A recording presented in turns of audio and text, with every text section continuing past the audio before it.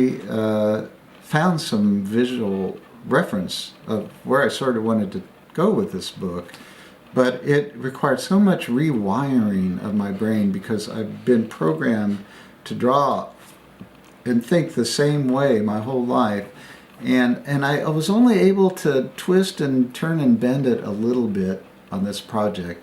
And by the time I finished the last pages, I felt like I got a little bit closer, but it always was further away from me. It's sort of like that rack focus thing where you're getting closer, but you're pulling back at the same time. And I just feel like one of the exciting ways of looking at this project is that I made a down payment on that, and we're already starting on the next series with the mandala, and I'm already seeing a big change in the next books from what we finished on this book, and so I feel like I'm getting a little bit closer, and I'm so excited about what's coming up next.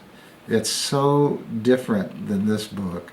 In some ways, I wish this book could be more like the next book, but then I know when I finish the next book, then one after that's going to put this one in perspective as being inferior too. So, but all I can say is stay tuned, because we're moving forward in some really exciting new directions, different ways of telling stories. My artwork's going to get better, I promise, and I think I'm always frustrated that my artwork's not good enough. And there's nothing worse than looking back at the finished book and going, oh, that's terrible.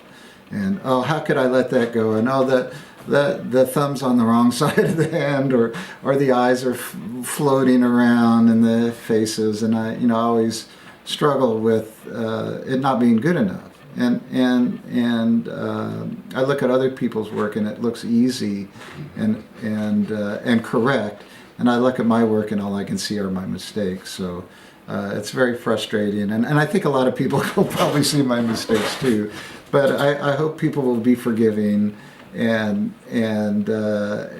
accept the bigger ride of the experience, and take away the good with the bad. And isn't that every artist's dilemma, though? Like, yeah, every artist, I'm sure. Well, I don't know if every artist feels that way. I think maybe contemporary artists maybe feel that way more because we have more luxury to be obsessed with our own egos.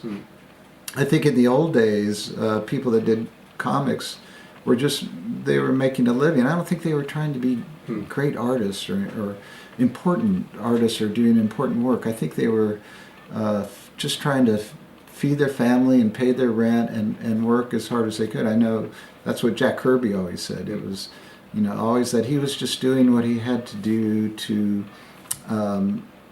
survive and take care of his family. And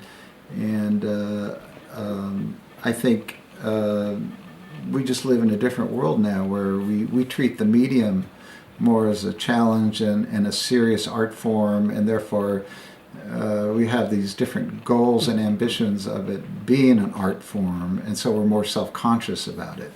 And yet we still reflect back on their work as the high point. Yeah, and so there's something to be said about your work method, and maybe if you can relax more and not take yourself so seriously, maybe you do better work.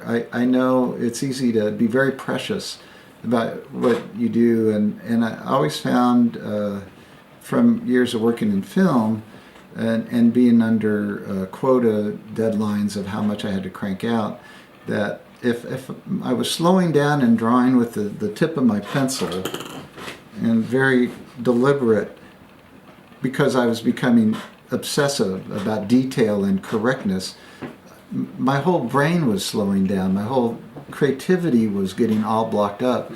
And as I got closer to the deadline, and as the Federal Express guy was waiting for me to put the package together so he could take it out, I was going faster and faster, drawing more and more with the side of my pencil. Then suddenly I was in like alpha state, and all the thought processes were clicking, and the work was unconscious. and it was just flowing, and it was great. And I think that's the way a lot of people used to work, was that they just had to bang it out, and they couldn't worry about mistakes, and now we do worry more about mistakes, and we want it to be better. So it's a double-edged sword. Well, that leads me into my last question then, which is perfect. You went there on your own. The path brought you there. Are you awake?